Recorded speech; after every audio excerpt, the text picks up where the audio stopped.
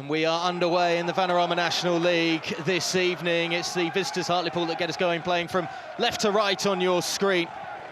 But it's really important now for Woking to, I think, carry on from that Oxford City performance, because, as Michael Doyle said, there's a neat header, just comes inside the 18-yard box, and a strike early on for Ricky Corboa. Set up by the nod by Scott Cuthbert, I think it was, just getting it down towards that far post. Corboa with the first chance on goal of the evening. Yeah, and just important for Woking to continue. So I think, as Michael Doyle said pre-match, further forward, but not necessarily meaning being asked to track back when the fullback goes forward. So that's a good area I think that Hartlepool could certainly capitalise on.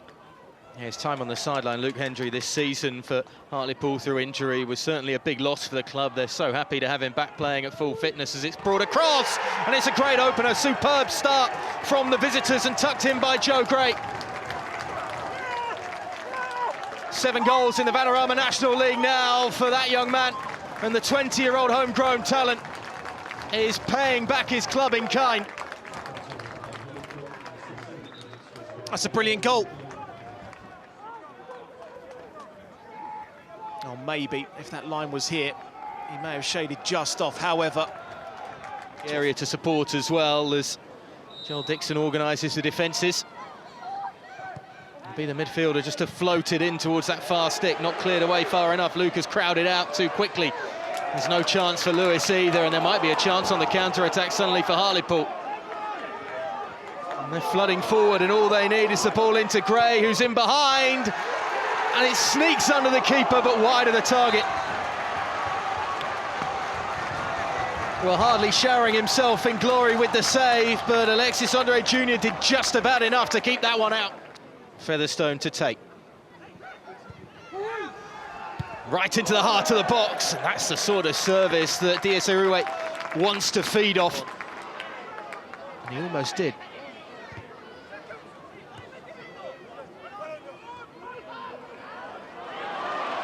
Ince picking off possession. It's a good ball across goal as well. Walker got his left boot onto it. Didn't quite wrap it around perhaps enough. Along with Jaden Luca, who opened the scoring.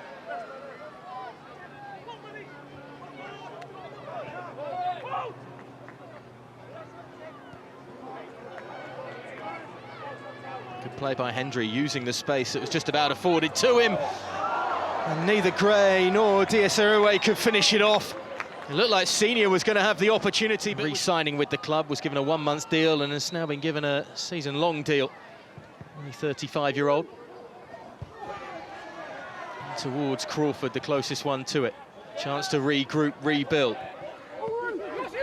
Waterfall into the area, and it somehow stayed out. Crawford's claiming it, and Crawford's having it.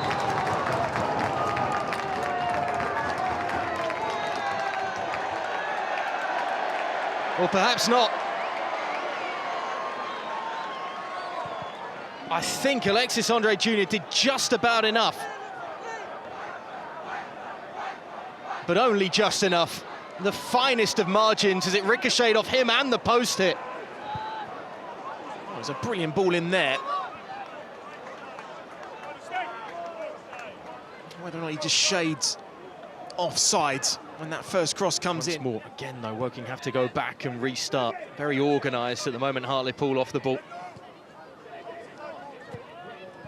Luca trying some trickery and a dip of the shoulder. Comes to nothing.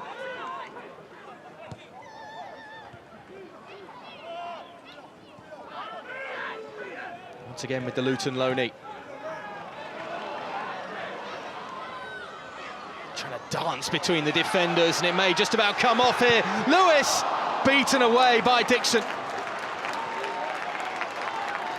He just had to stay big and stand firm. Instead, Lewis fired it straight at Joel Dixon. Went for power in the end. The quick snapshot, I think he knows that's a big chance he's missed. I get a little bit lucky here in terms of the way the ball ends up at his feet there. Still might be a chance from another set piece here. There's a lot of pushing and shoving, and eventually the connection made by Dyche, but straight into the hands of Dixon. One of those whistles that Michael Doyle doesn't want to have at half-time stopping now because they have been really on top now, the back end of this first half. Look how crowded it is in that 6-yard box, and it's always going to cause problems. Cuthbert, the closest to it, and got a touch on it. Well, he never looked comfortable, did he? Joel Dixon, as you mentioned, periods of that game. And you can't allow the second disallowed goal to affect you too much. It's gone now.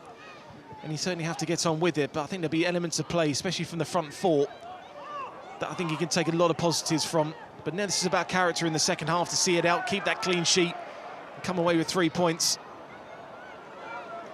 Early touch in this second half for Dixon, who was forced into a number of saves. He will not want to lose is him. So important with the goals. Looker into the box. It's a glancing header that's wide of the target in the end from Edwards.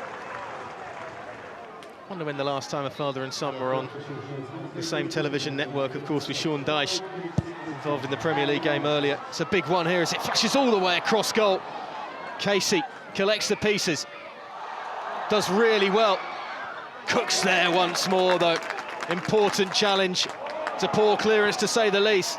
Edwards sends it in. Oh, what a save by Dixon, but it's turned into the second attempt.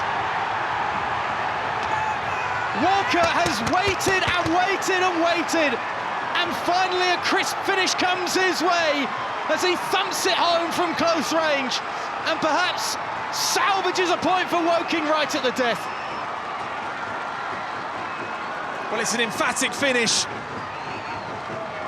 but he'll be fuming, Kevin Phillips, because it's such a bad ball out from the back, and we're talking about concentration, not allowing chances. You think they deal with the chances here because it's a great challenge there from Cook, but what are you doing trying to play out from the back? Finds Ferguson. Surely not a last sting in the tail from the away side here. It's a half chance really for Diaz. Last bit of service.